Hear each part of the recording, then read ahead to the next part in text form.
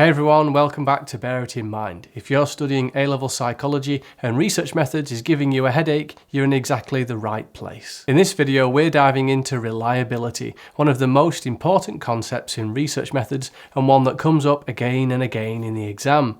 By the end of this video, you'll know exactly what it means, how to measure it, and how to improve it, all with a very controversial cup of tea. This video is part of a full research methods masterclass, a course covering everything you need to know from experiments all the way through to stats tests. If you're interested, there's a link in the description. But for now, let's explore reliability. How would you define reliability? If I asked you to say what it means in one word, what would you say? Reliability equals consistency. Reliability is about whether you get the same results each time you repeat the procedure. In contrast, validity is accuracy. Validity asks, are you actually measuring what you think you're measuring? To bring it to life, we'll use a simple, everyday example that can be very highly controversial, making the perfect cup of tea. Let's imagine right now I asked you to write down a set of instructions for making a cup of tea. What would you include? When I've done this with students in the past,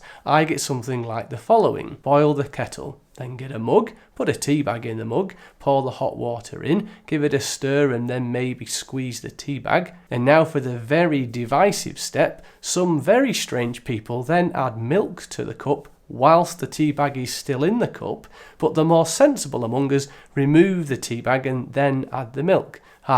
Job done, a nice cup of tea. The problem is that if I was to follow that exact set of instructions again and make another cup of tea, it will probably taste like a completely different version. Why? Well, it didn't say how much water to put into the cup. Are you using a Yorkshire tea bag or PG Tips? How long are you leaving the tea bag in the cup for? And what type of milk are you using? And how much? Without clear instructions, everyone makes it differently. And you end up with cups of tea that are not very reliable, are not consistent. And if someone accidentally makes coffee instead, well, it's not valid, it's not accurate, it's not a cup of tea. That's exactly why researchers need reliability and validity in their studies. So let's explore reliability first. There are two key types you need to know. Number one, test-retest reliability. Test-retest reliability refers to the consistency of a measure over time. That is, how consistent the results of a test or assessment are when the same people take it more than once under similar conditions. If you make a cup of tea today and another one tomorrow, does it taste the same? Here's how you do it. You do the experiment once, and then at a later date you do the experiment again with the same participants under the same conditions. Notice now that you would have two sets of results. The results from the first test and then the results from the retest when you did it again. So how do we know if the results are reliable, if they are consistent? Well, next you compare the results to see if they are similar. But how similar is similar? How similar do they need to be? Well, we need to be objective about this, so we next use a statistical test.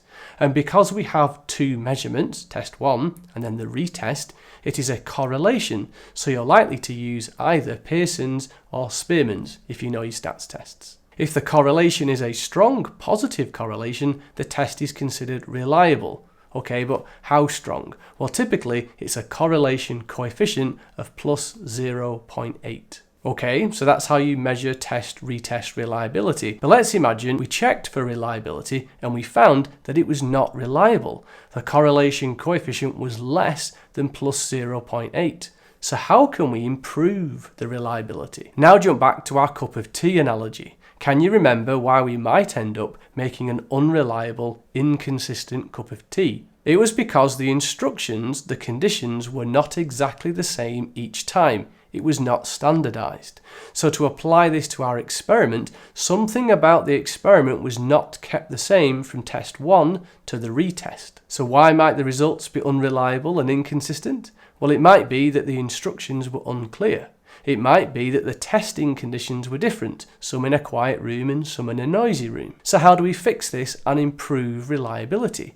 Well, we use clear, unambiguous instructions, that are the same for everybody, and we standardise testing conditions, so it's the same room at the same time of day. Let's now imagine instead of an experiment, we wanted to check the reliability of a questionnaire into phobias. Participants answer a variety of questions with a Likert scale, open-close questions and rating scales. How would we check its reliability? Well, the answer would be test-retest reliability again. Participants do the questionnaire once, then they do the exact questionnaire on another occasion.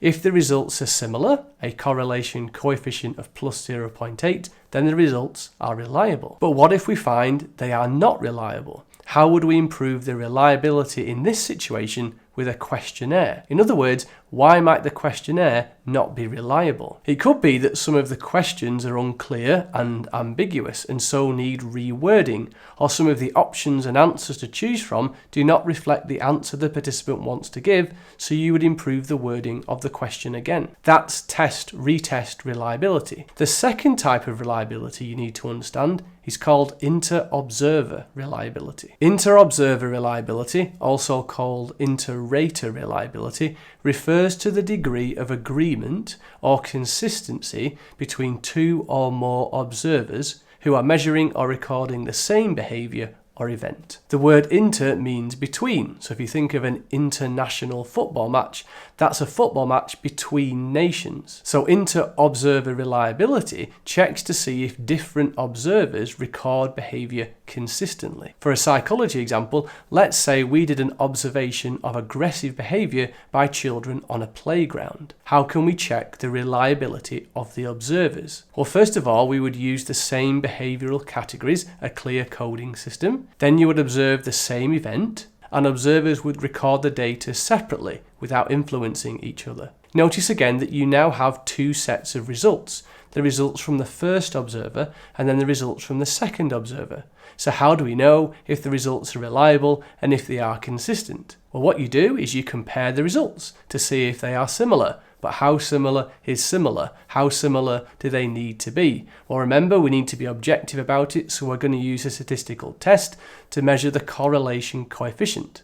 If the correlation is a strong positive correlation, the test is considered reliable. And how strong? A correlation coefficient of plus 0.8. So that's how you measure inter-observer reliability. But let's imagine two researchers observe a playground to record aggressive behaviour, but one researcher notes lots of aggression while the other marks very little. The agreement, the reliability, is low. Why is their reliability so low, and how can we improve it? Well, the reasons for their unreliability might be that the observers use different definitions of what counts as aggressive.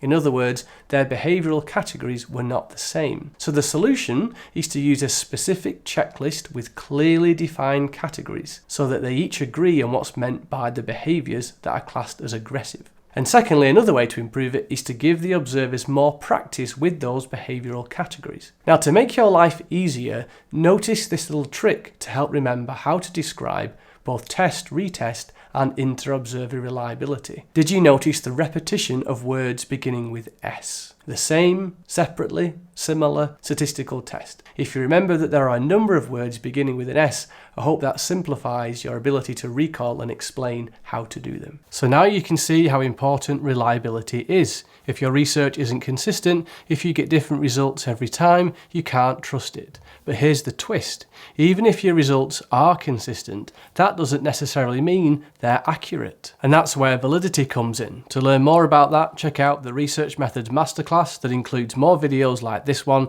as well as exam question walkthroughs and interactive testing. The link is in the description. Or if you want to learn about another part of research methods, click the video on the screen now. I hope you enjoyed this video, and we'll see you in the next one.